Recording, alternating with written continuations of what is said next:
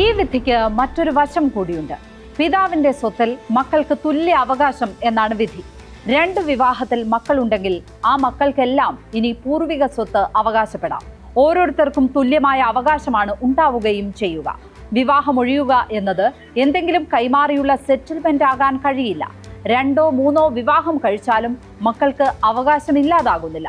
പിതൃസ്വത്തിൽ മാത്രമല്ല, മാതൃസ്വത്തിലും ഈ അവകാശമുണ്ട്. എന്തുകൊണ്ടെന്നാൽ പൂർവിക സ്വത്ത് എന്നാണ് വിധിയിൽ പറഞ്ഞിരിക്കുന്നത്.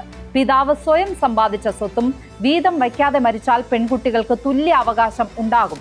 എന്നാൽ പിതാവ് സ്വയം സമ്പാദിച്ച സ്വത്ത് ഏതെങ്കിലും 1ഓ 2ഓ മക്കൾക്കായി നൽകുന്നതിനെ തടയാൻ ഈ വിധിക്ക് കഴിയില്ല.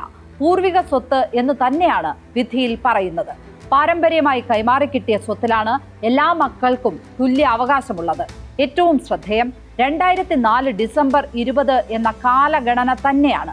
അതിനുശേഷം 20.5 വർഷത്തിനുള്ളിൽ മരിച്ച എല്ലാവരുടെയും സ്വത്തുക്കൾ മക്കൾക്ക് തുല്യമായി വീതം വയ്ക്കേണ്ടി വരും. പല കുടുംബങ്ങളിലും അസ്വാരസ്യങ്ങൾക്ക് അത് കാരണമാകും. പക്ഷേ അതൊരു അനിവാര്യതയാണ്. ഒരു ബലം പിടുത്തവുമില്ലാതെ തുല്യമായി വീതം വയ്ക്കുക എന്നതാണ് സാമൂഹിക നീതിയും മനുഷ്യത്വവും. സ്പോട്ട്ലൈറ്റ് ഇനി മറ്റൊരു വിഷയവുമായി നാളെ ഇതേ സമയം.